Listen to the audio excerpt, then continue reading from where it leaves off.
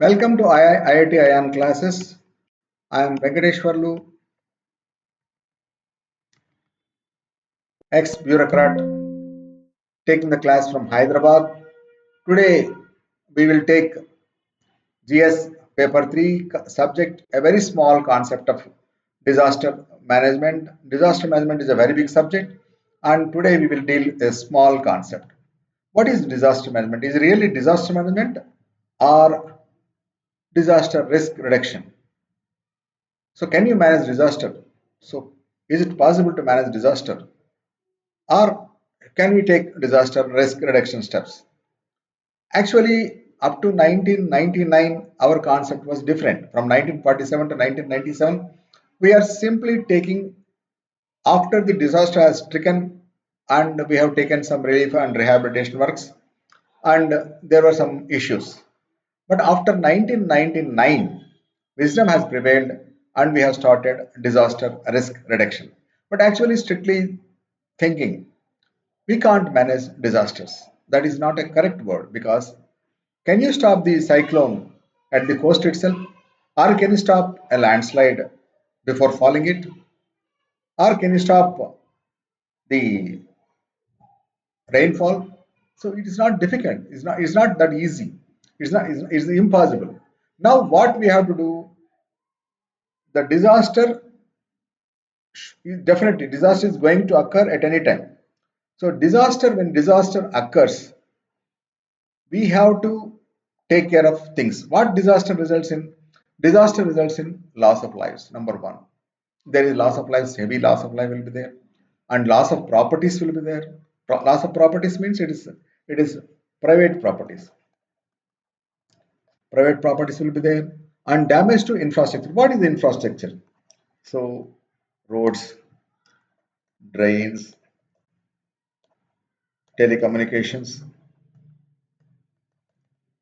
and power, hospitals,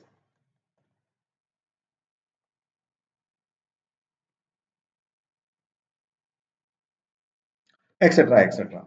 So all infrastructure that is public infrastructure which is useful for the public will be damaged. So we have to take steps for minimizing the loss of lives and minimizing the loss to the private properties and minimizing the damages to infrastructure. The greatness of disaster management depends upon the quickest possible restoration of the civic life. In how much less time you bring back normalcy to the public is the efficiency of the administration that we have to take care. And what was our approach previously? As I have already informed you, it was simply after the disaster has struck, it is rescue and relief. That is going and trapping the persons who are trapped somewhere in the water or floods or fire or building collapse, etc., etc. And we have to rescue the persons who are involved there and provide relief work and rehabilitation in the camps. So where we have to do rehabilitation will be done in camps. And after the cyclone is over or disaster is over, we used to take up the repair works. So this was the thing we have followed from 1947 to 1999. But from 1999, wisdom has occurred to us and things are improved and we have changed. And because it's a very simple thing, prevention is better than cure. So let us take the preventive measures. What are the preventive measures we have to take? So disaster do strike. Definitely disaster will come at any time. But what we should do to save lives, properties, etc., infrastructure, that is the efficiency of the administration. Now, what are the steps we have to take? But we have to take steps before the disaster, during the disaster, and after the disaster. Before the disaster, what we have to take is you identify the risks and ensure that they are reduced. Suppose a colony is there, it is definitely going to be submerged. We have to shift all the people to safer places so that there are no loss of lives. Mitigation means there is a flow of water is there, and if you construct a small bund, the water will be diverted to the river instead of coming to fields or instead of submerging the town. And what are the steps for the preparedness? Preparedness, we must take all possible steps to ensure that there is minimum damage. So all these steps will have to be done before the disaster occurs. For example, take the example of cyclones. If cyclones are normally occurs from June first to December. So what we have to do? We have to desilt all the stormwater drains. Here we must also remember another subject, urban floods. Why the rainfall is more in the urban areas, and what is this cloud burst, etc. We will deal separately, because it is also a very important subject, urban floods or cloud burst, etc. And why the cities, not only in India, is a worldwide phenomenon. So why the floods are giving troubles to the big cities like Bombay, Chennai, Hyderabad, Delhi, or whatever it is. So as long as there is no rain, we'll be waiting for the rain. And once the rain comes, so rain will be disrupting the lives, and there will be a lot of news, etc. So we have to take steps. What are the risk reduction measures we have to take? We have to desilt all the big stormwater drains. And once the stormwater drains are desilted to the bottom, whatever rainfall comes, they can discharge the entire flow of the stormwaters. And what is risk mitigation? We have to take measures like construction of bunds, like construction of a good houses, or construction of say power lines. For example, we have the risk of power problems only to the extent of 20 kilometers from the coastline. So instead of power through poles, we can go for the cable system. It may be a small investment, but it will save so many times. So we have to change. We have to change and take mitigation measures which will reduce the loss to infrastructure. For example, houses are there. Some houses will be damaged due to earthquake or due to cyclone. We must stop it. So we have to learn lessons. And preparedness means we must be ready before the disaster strikes.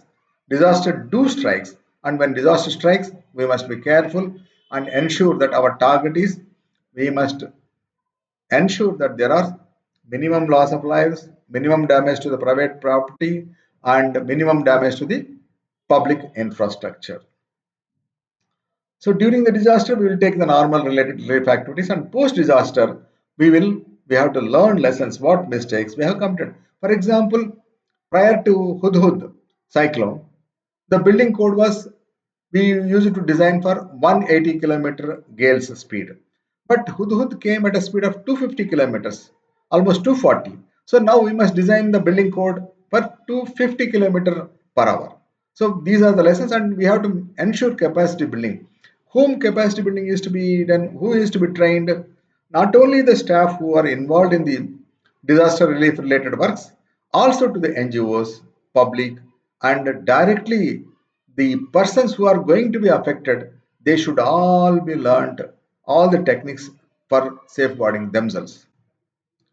And are we successful? And many a times will we see the newspapers, there will be a lot of criticism. So there is a entire work is being affected, and no relief work is coming in time, etc., etc. Despite all these things, whatever may be, so our assumption of administration may be different, from good to best or bad to worst, whatever it is, in the normal, that is in normal times. But in crisis management, like disaster risk reduction works or disaster management works, we are second to none in the world.